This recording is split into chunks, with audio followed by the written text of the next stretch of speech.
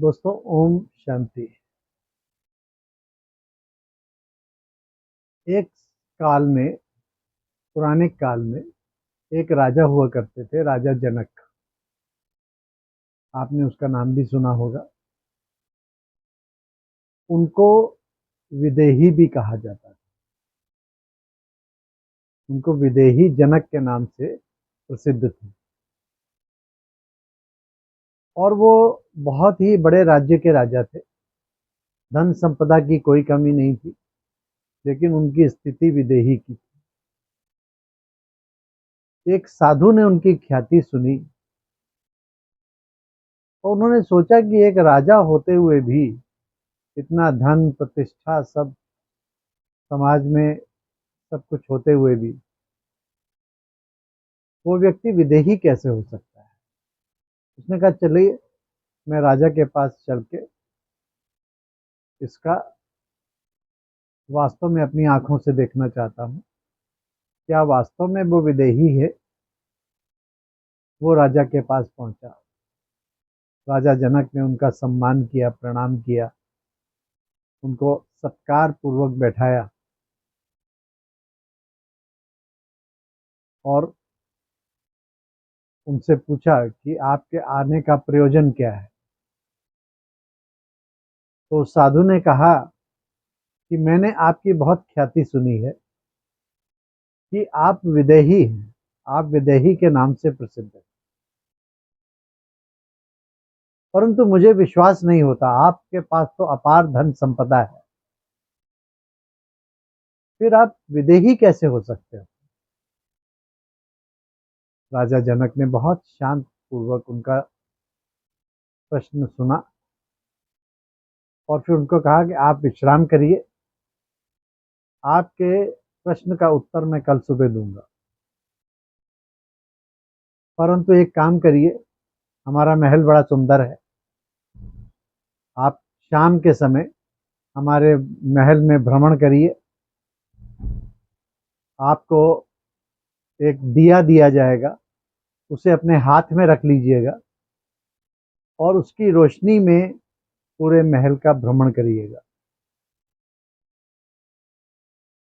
उसने कहा, ठीक है। शाम के समय उसको दिया दिया गया। उसने हाथ में दिया लिया।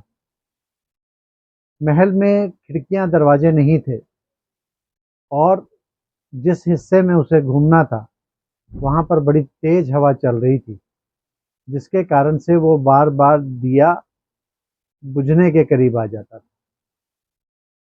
तो उनका सारा ध्यान उस दिए की तरफ लगा रहा कि कहीं ये बुझ ना जाए।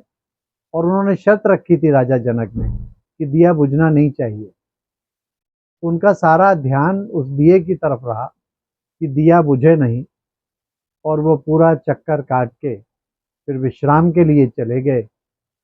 और अगले दिन सुबह जब राजा जनक से उनकी मीटिंग हुई तो राजा जनक ने कहा, क्या आपने पूरे महल का भ्रमण कर लिया, आपको हमारा महल कैसा लगा।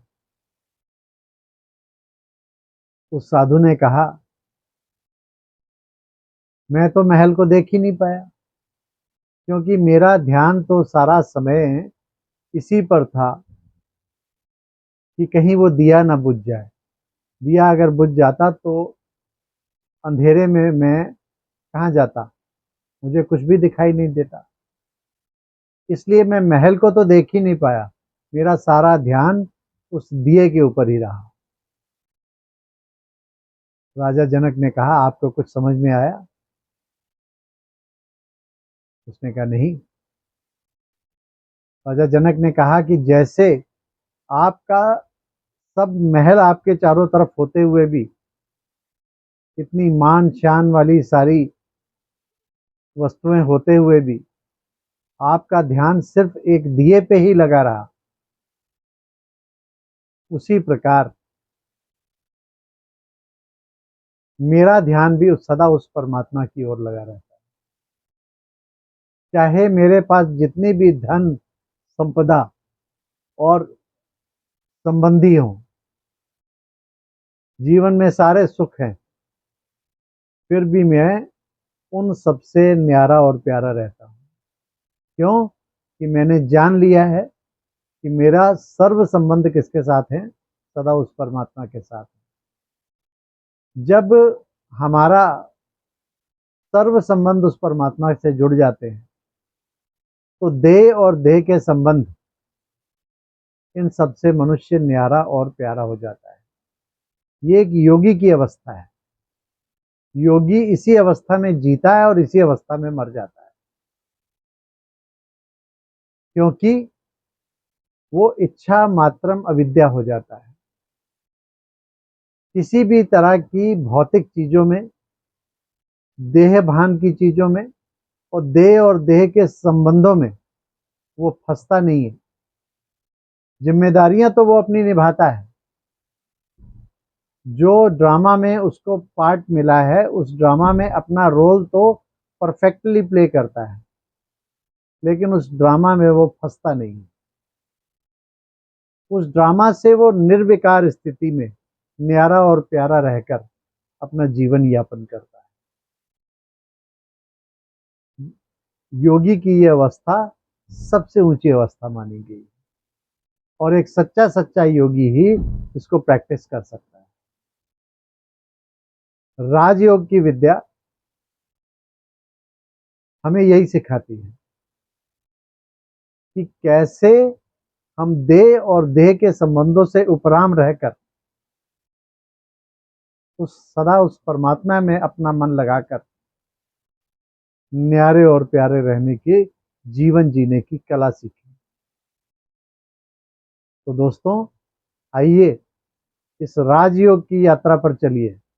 जीवन में सुख, शांति और आनंद की सच्ची अनुभूति करना चाहते हैं तो राजयोग सीखिए और राजयोग के द्वारा अपने जीवन में आनंद और प्रेम की एक धारा को बहने दीजिए, ताकि आपका जीवन खुशमय हो जाएगा, सुखमय हो जाएगा और आपको जीवन में किसी भी तरह की परिस्थितियां तो आएंगी, लेकिन हम परिस्थितियों के अधीन नहीं होंगे।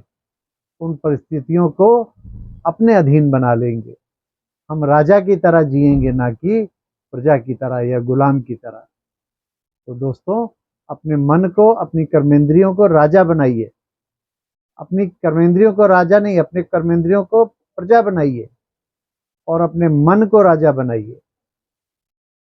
मैं आत्मा राजा अपनी अपने कर्मेंद्रियों रूपी कर्मचारियों के ऊपर सदा विजयी रहूं, सदा उस पे उनको अपने ऑर्डर प्रमाण चलाता रहूं। जब हम ये जीवन जीने की कला सीख जाते हैं तो हम एक सच्चे सच्चे राजा जनक विदेही की तरह जीवन जीने की कला सीख जाते हैं। अच्छा दोस्तों, ओम शांति।